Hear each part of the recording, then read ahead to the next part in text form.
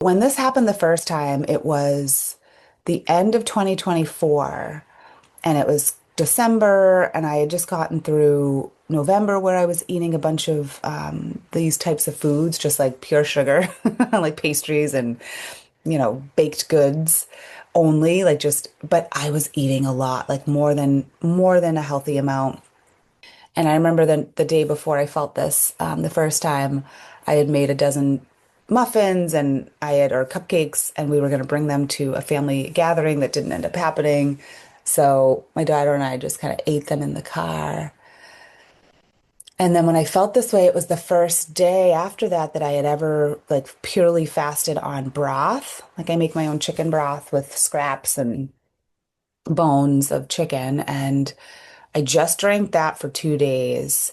And I realized during that reset period a bunch of things. Like I realized that when I'm only eating processed flours and sugars, these are the symptoms that I have, but it's also circulatory. So I'll feel like flush in my cheeks. I'll feel um, like my heartbeat will be a little different.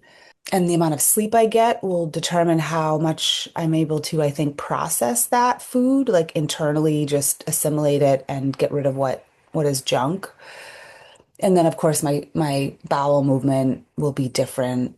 But right now what I'm dealing with is I ate some pickled cabbage, like some sauerkraut that was bad right before like probably like 2 months ago. And I didn't put two and two together at first. I just felt really terrible the next day in my whole body. But then when I realized I was doing these weird burps, I was like, oh, it was the sauerkraut. And this woman at a health food store helped me realize that the bacteria, the flora, the floral, like the what's going on in my stomach and my gut was off. And so I've been taking this variation of a probiotic, a very mild one, because they usually give me some sort of an upset too of ruteri. And she told me, like this woman at the health food store, like it's gonna take 6 months possibly to rebalance your system. And it's interesting because now I can see through my bowel movement, like whether or not what I ate the day before is affecting those cultures in my stomach in a positive or negative way. Like, are they growing or are they balancing out? So, welcome to the Superbloom Podcast. This is a special episode where I share an update to some of the episodes before, where I was digging into some health stuff that was coming up for me in my physical body. And after working with a life coach, evaluating what I was eating, meeting with an Ayurvedic practitioner and a medical nurse practitioner, what I've discovered is everything in moderation. And what I mean by that is when I'm sleeping too much, when I'm not sleeping enough, when I'm eating a lot of processed foods or sugars, and I'm not eating enough, healthy whole foods, my body lets me know. But I also have this contemplation around circulation and hormones and how they're all affected because a lot is different in my body than before I had a child. But I got pregnant during a pandemic and at a time when this man-created virus was put into all of our bodies. So I can't help but wonder, knowing that the way the COVID virus affected our circulatory systems and our cardiovascular system, if, like, what if somehow it is all related? And when I now eat highly processed sugar, like a donut or a cinnamon bun or something that I know is homemade and, made with love, but still is going to have an effect because of the high sugar content on my body. I notice that if too much of that is put into my system, I get to this place where the fascia, but like right now, the fascia behind my neck and head, it just feels tight, like something's pulling.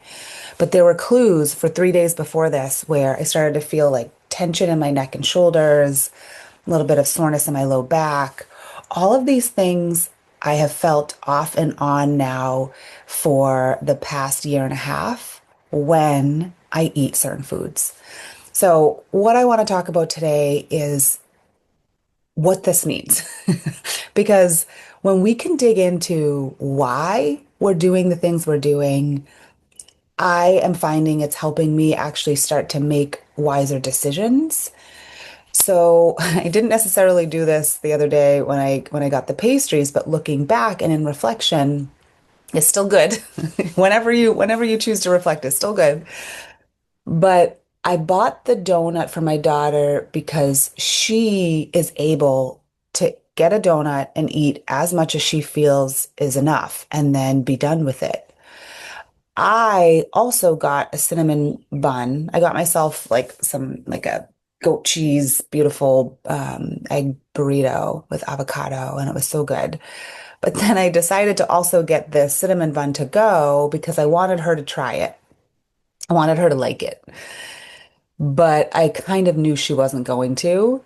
And in reflection, I have this memory of being 8 or 9 years old, living on Cleveland Street, and this Uncle Moe's store where I could get a cinnamon bun grilled with butter as I waited for the bus. I remember having wet hair and going in there and eating quickly this delicious, covered in icing cinnamon bun. And so part of me, looking back, realizes I want her to have those memories too of like this like delicious sweet treat. But what I'm realizing is when it comes to everything in moderation, my mom wasn't giving me that food. My mom was very consciously feeding me salad and with a beautiful homemade dressing and chips and salsa as my, crunchy treat and popcorn with yeast on it and Weetabix, which we could put, on this like log of cereal, we could put a little bit of sugar. But she wasn't giving us those pastries on a regular basis. Occasionally, I'd go to my father's house where he lived with my grandmother, and we would make, she was French Canadian, and we would make pastries together. And I'd eat salami there, and I'd have, ginger ale. So I would get some of these sweet treats sometimes, but it wasn't enough and it wasn't consistent enough. So I'm realizing there's a part of me that still thinks, A, I won't get it again. So it's like we buy the donut, we buy the cinnamon bun. She doesn't eat all of the donut or want the rest of the cinnamon bun, and then I find myself eating them. But I also know that this is what my body does to react to it. So it's like overriding parts of my system that are saying to me, don't do this in the moment. I'm beginning to notice what's happening and why. And looking back, I was carrying the bags of the half-eaten pastries and thinking, I don't want to carry these anymore. We're like walking around town in this cute little town called Rockport, and there's a bunch of people out, and I've got the rest of this, drink that she had and these two bags, and I didn't want to carry them. So I started eating the pastries while we're walking.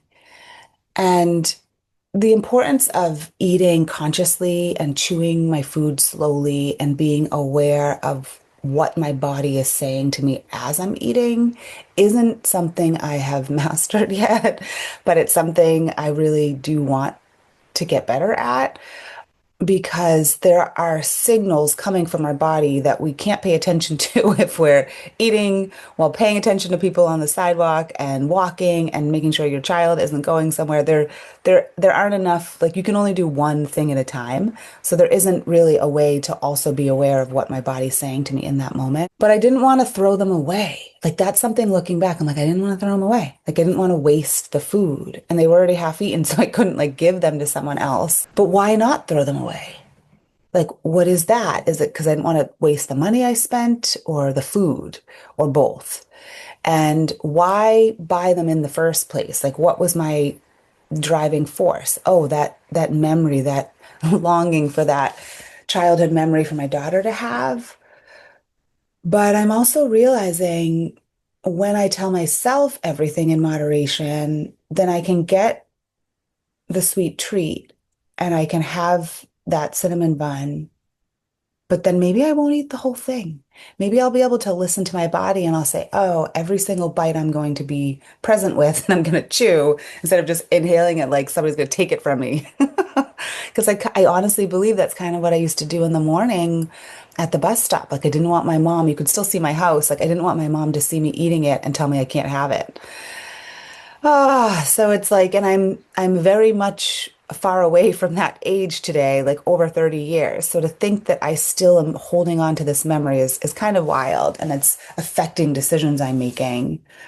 But when this happened the first time, it was the end of 2024 and it was December and I had just gotten through November where I was eating a bunch of these types of foods, just like pure sugar, like pastries and, baked goods only, like just, but I was eating a lot, like more than a healthy amount.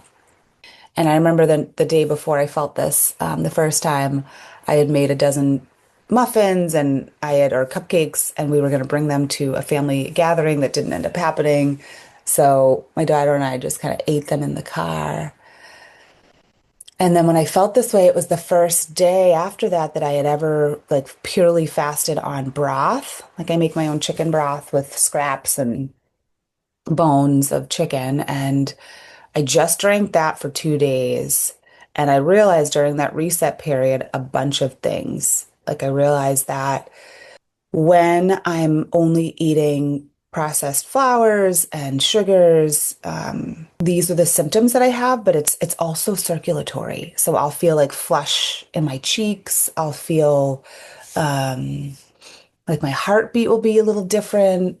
And the amount of sleep I get will determine how much I'm able to, I think, process that food, like internally just assimilate it and get rid of what is junk.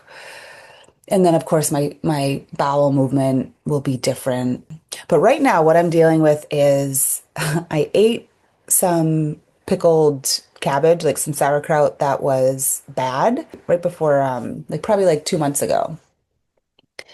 And I didn't put two and two together at first. I just felt really terrible the next day in my whole body. But then when I realized I was doing these weird burps, I was like, oh, it was the sauerkraut. And this woman at a health food store helped me realize that the bacteria, the flora, the floral, like the what's going on in my stomach and my gut was off. And so I've been taking this variation of a probiotic, a very mild one, because they usually give me some sort of an upset too of ruteri. And she told me, like this woman at the health food store, like it's gonna take 6 months possibly to rebalance your system. And it's interesting because now I can see through my bowel movement, like whether or not what I ate the day before is affecting those cultures in my stomach in a positive or negative way. Like, are they growing or are they balancing out? And I'm sharing all of this today because I very much have control over my health and well-being, and I see that now. And in order to make healthy, wiser decisions, it's important that I take the time to get clear on why I'm doing what I'm doing. Because then I'm on top of it. I'm in front of it. It's not like, oh, I'm doing this thing and I don't know why. My body has to reap the repercussions of that. And then now when I'm not feeling healthy anymore, I deal with it. And whatever, we're all on our own path and journey in the way we make decisions and finally answer, the quiet calls of our body when it's still quiet or whether we have to wait until it's screaming like that, so be it. But I'm sharing all of this because I see that I'm also wanting to prove to myself that this is what's happening. And I know it is. Like I have all these little clips of this past year and a half of where I've been keeping I call it my detox diary. Because at one point I realized I have worms inside of me. We all do. We all have parasites. So I went and did this core detox where I ate all these herbs that I researched and looked at my stool and found like rope worms in it. My daughter saw them. I have video of it. It's like wild to think that these worms are just living inside of us. But if you even just think of it metaphorically, like there's something in us that when we feed it the things that aren't necessarily healthy, this parasite will grow because we're feeding it what it thrives on. So when we think about how we feel when we're eating something, we can imagine feeding or not feeding that parasite. Does it feel good on our tongue and then terrible in our belly? Does it feel great all in the moment? You don't really notice right away what's going on in your stomach till the next day. Part of my journey has realized that the food I eat first thing needs to be fruit. And I went through all these different, experiences of meats and eggs and cheese and bread and yogurt and things that just don't feel good or healthy in my body. All right, to be continued, but long story short, I am in charge of my health, everything in moderation, and realizing eating slowly. Like this one woman who turned 100, her advice to the world to live a long life is chew slowly. And then we become aware of what's going on, and our body can talk to us, and we can listen and we can understand why we're making the choices we're making and make them in an approach that's wise. It's wise for our body, our health, and our overall well-being. All right, more to come. It's a super bloom. It's a super bloom. Take care.